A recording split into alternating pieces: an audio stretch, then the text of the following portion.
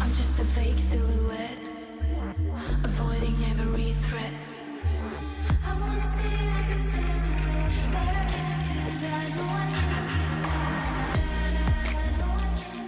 that.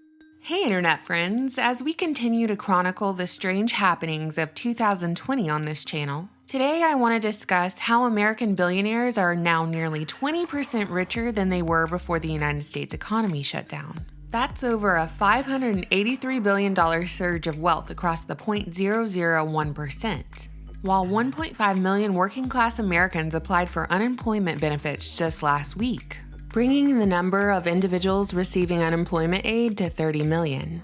Since working-class Americans and small business owners were the ones who were told by the government that they had to shut down their businesses during this time, even though businesses like Amazon remained open despite the stories of numerous outbreaks that occurred in their facilities. So today we're going to talk about the real looting that took place during the controlled demolition of the American economy. Pull it! Let's begin. I covered a story back in February about how a record number of major American CEOs stepped down at the beginning of 2020. There were many theories as to why these CEOs had been leaving in droves over the last year, peaking at the beginning of this year, ranging from theories like they had offices in China and saw the detrimental effects of the virus on the Chinese economy, so they had to get out of Dodge before things got bad, to the theory that they were tipped off by insiders to cash out on their stocks while prices were high and about to plummet from the economy shutting down, to the theory that these individuals might be bailing out before feeling the full force of an executive order signed in 2017 that authorized the seizure of assets of people and organizations involved in human rights abuse and corruption. Among the CEOs who stepped down were the CEOs of Disney, MasterCard, L Brands, otherwise known as Victoria's Secret, Uber Eats, Hulu, MGM, IBM, Salesforce, and LinkedIn. The Nestle CEO, Lockheed Martin, Morgan Stanley, Wells Fargo, BlackRock, Nokia, you get the picture. You've got a good mix of corporatocracy juggernauts, banking creatures, and government contractors. A record number of CEOs left their positions within 2 months' time in 2020, but really this was a trend over the past year or so. In 2019, over 1,300 high-level CEOs had left their positions, even during record stock market highs, and apparently the last time such an influx of corporate resignations occurred, the year was 2002. But what's most interesting about these CEOs who stepped down at the beginning of 2020 was that their company stocks peaked in early February and tanked in March. So if these corporate executives did have knowledge that the economy was going to take a major hit, then by resigning in January and February, this allowed these corporate CEOs to cash out on their company stocks that they would otherwise be forced to keep while employed at the company. Before the stock market crash on February 20th, 2020, members of Congress engaged in an insider trading scandal using knowledge that was given to them at a closed Senate meeting. And they sold off their stocks right before the stock market crash. And ultimately, there was an investigation, but it was just one big show and nothing came of it. It appears members of Congress can trade using insider information with impunity.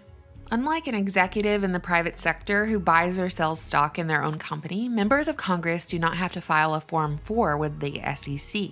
So by law, they don't have to disclose their activity.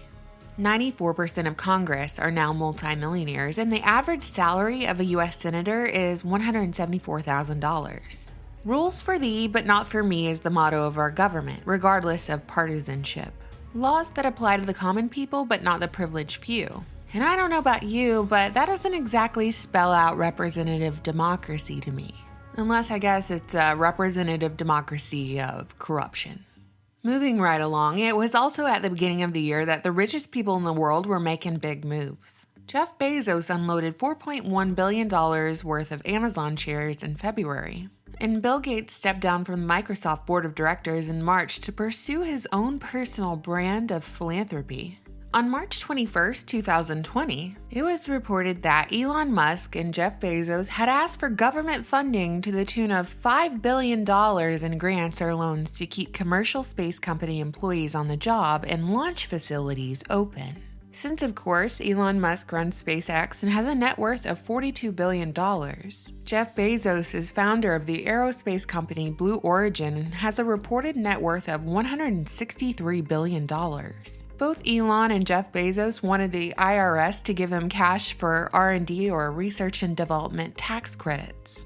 So the billionaires wanted government handouts while the rest of the United States was out of work and confined to their homes, receiving a measly $1,200 stimulus check. Not only that, but Jeff Bezos actually started a relief fund for his employees during this time that encouraged everyone to donate to his contracted employees and delivery drivers during the lockdown. So not only did Bezos, who is on track to become the world's first public trillionaire, ask for handouts from the government, but he also asked for donations from peasants to keep his employees paid. Keep in mind, the tiny mom-and-pop restaurant down the street from me gave away free food to those who were hungry during the lockdown, no questions asked. But billionaires asked for handouts from the public to fund their companies. Amazon has benefited from the pandemic more than any other retailer because the government decided Amazon facilities were essential and sold essential items. Meanwhile, the mom-and-pop hardware store down the road had to close. You know, like how the Walmart bakery stayed open, but the bakery owned by your cousin had to shut down because it wasn't essential. So with an increased demand for e-commerce as small businesses and in-person retail stores complied with statewide lockdown measures, Bezos' wealth grew in dollars more than any other billionaire. And isn't it interesting that all of these companies who had to ask for public and government handouts, cut hours, and lay off employees somehow found the funds to donate millions of dollars to organizations like Black Lives Matter? And now it's come out that the 5 wealthiest Americans, Jeff Bezos, Bill Gates, Mark Zuckerberg, Warren Buffett, and Larry Ellison, saw their wealth grow by a total of $101 billion over the last few months. And I wanted to discuss this today because it's like nobody cares. I think y'all care, but no one else does. They're happy working 40 plus hours a week at their job that barely pays the bills as long as they have their phone, with Instagram or TikTok on it and the television playing Netflix and 31 flavors of Baskin-Robbins ice cream to choose from. But beyond that, they don't care. So I'm just sitting over here wondering how to rephrase this. $583 billion of wealth has been transferred from the 99.99% to the 0.001% in a matter of months.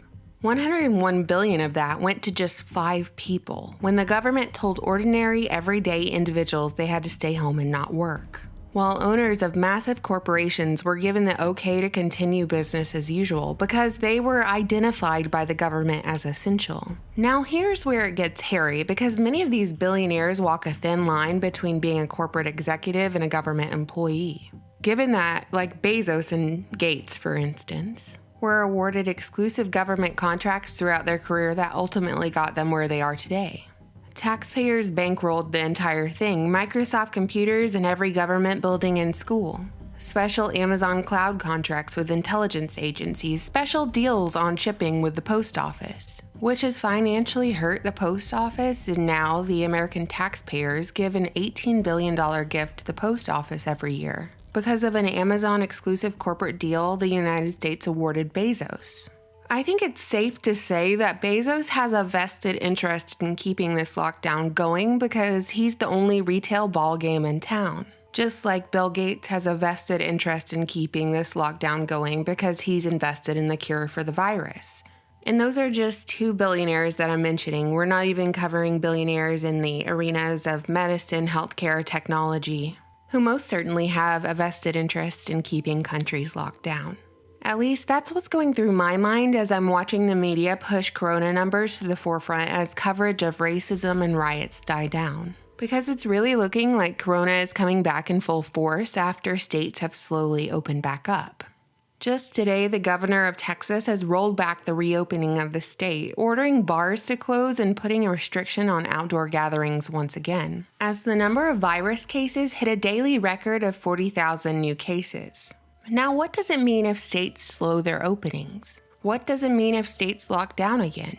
For one, it means even more wealth from the 99.99% gets transferred to the 0.001% based on the pattern that emerged in March. So my point here is that while it may be an election year, and you might engage in heated debates with your Democratic or Republican counterparts, or even engage in arguments over white lives matter versus black lives matter versus all lives matter, Asian lives matter, blue lives matter, none of it actually matters.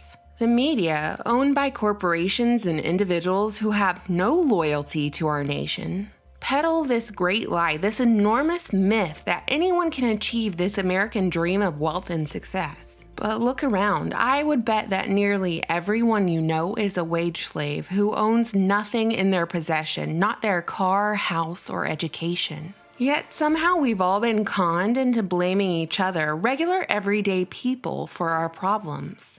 No, it's white people's fault. No, it's the Democrats' fault. No, it's the alt-right's fault. No, it's illegal immigrants' fault. When really, it's everybody's fault. We've got to have some accountability here. It's everyone's fault who doesn't realize we're knee-deep in a game of Monopoly as this lockdown continues.